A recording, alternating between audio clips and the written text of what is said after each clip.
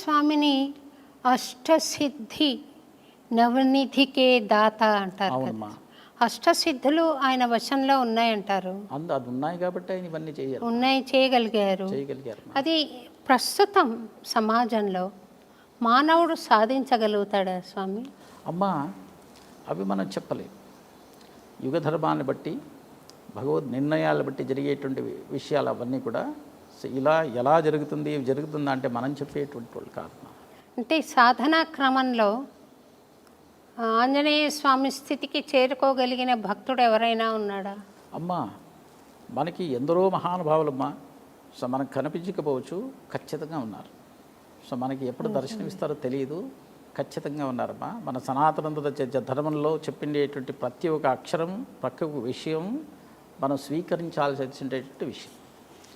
ఇప్పుడు మనకి ఆ ఒక ధర్మాన్ని, ఆ ఒక ఋషి బోధల్ని మనము ఫాలో అవుతే మనకు ఉపయోగమే కానీ దాని నుంచి నష్టపోయేది మనం పరిపూర్ణంగా మనకి బెనిఫిట్ అయ్యేటువంటిది పూర్తిగా. ఇప్పుడు చిన్న విషయం చెప్తాను చూడండి. ఒక శిష్యుడు గురువు గారిని అడుగుతున్నారు, ఎందుకు అన్ని రోగాలు మనుష్యులకు వస్తున్నాయి, పక్షులకి ఈ ప్రాణులకి లేదే ఈ ఒక రోగాలన్నీ కూడా, సో దీని గురించి చెప్పండి నేను గురువు గారిని అడిగితే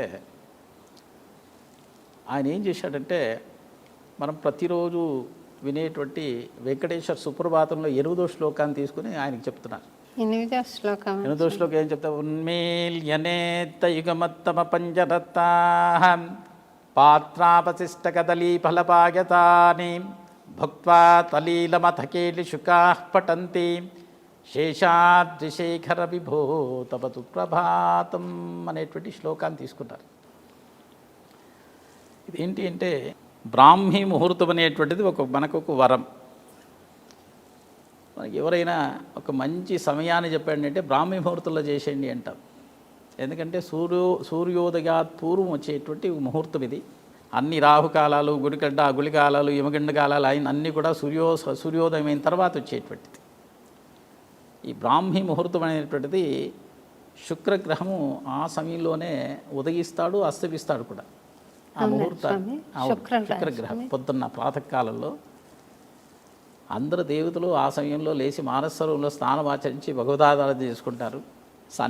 అందరు ఋషులు కూడా ఆ సమయంలోనే వాళ్ళ నదుల్లో స్నానాలు, నిత్యాగ్నిహోత్రులు అనుష్ఠానాలు జరుగుతాయి. ఆ సమయంలోనే ప్రతి ప్రాణి, ప్రతి పక్షులు అన్ని ఆ సమయంలో లేస్తాయి.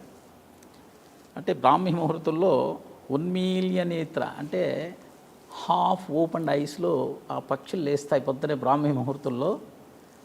అసలు ఇవ్వగానే ఏం చేస్తారంటే ఆ పంజరాల నుంచి బయటకు వస్తాయి. పంజరాల నుంచి బయటకు వచ్చి మనము మన ఆలయాల్లో ఏం చేస్తాం, పొద్దున్న ఆరాధన ప్రసాదాలని అన్ని నివేదన చేస్తాం. పొద్దునుంచి సాయంత్రం వచ్చే భక్తులకి అందరికీ పంచుతాం. ఆలయం మూసేటప్పుడు మిగిలిపోయేటువంటి ఒక శేషు ప్రసాదాన్ని ఏం చేస్తాం, ఏదో ఆలయం వెనకలో బకెట్లను పాటలను వేసేస్తాం. ఈ పక్షులు ఏం చేస్తాయంటే అక్కడికి వస్తాయి. పాత్ర వశిష్ట కదలీ ఫలపాయసాని భుక్త్వా అక్కడికి వచ్చి ఎంతో సంతోషంగా భుజిస్తాయమ్మా. భుజించి ఆనందంతో సలీలమథకేలి శుకాః పఠంతి.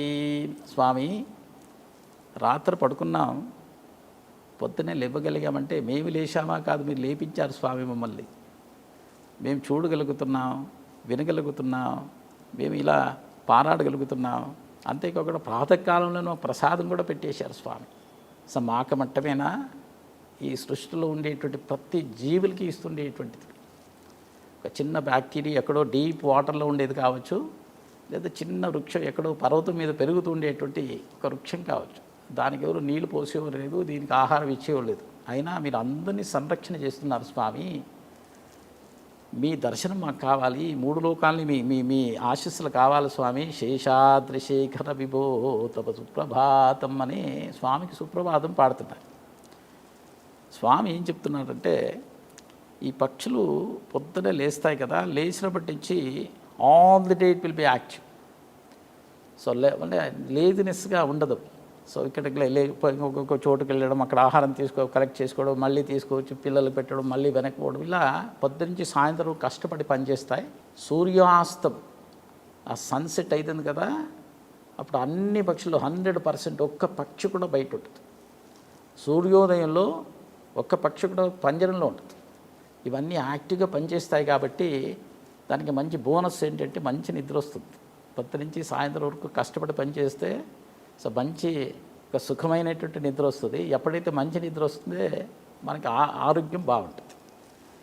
అంటే ఎవరైతే ప్రాతకాలంలో ఈ బ్రాహ్మీ ముహూర్తంలో లేచి పూర్తిగా ఇవన్నీ చెప్తారు కదా, early to bed and early to rice, that is the secret of keeping our body healthy wealthy wise అంటారు కదా. సో పూర్తిగా అలా మనం వెళితే మనకి ఇలాంటి ఫలితాలు ఉన్నాయని చెప్పి ఎప్పుడో మనకి చెప్పారమ్మా. మనం దాన్ని ఆ దారిలో వెళ్ళాలంతే. సో వెళితే సనాతనతనం ఎప్పుడు మనకు మంచి ఇచ్చేదే కానీ సో చెడు అనేది దాంట్లో పూర్తిగా జీరో. మనం దాన్ని వెంట వెళ్ళాలి. జై శ్రీరామ్.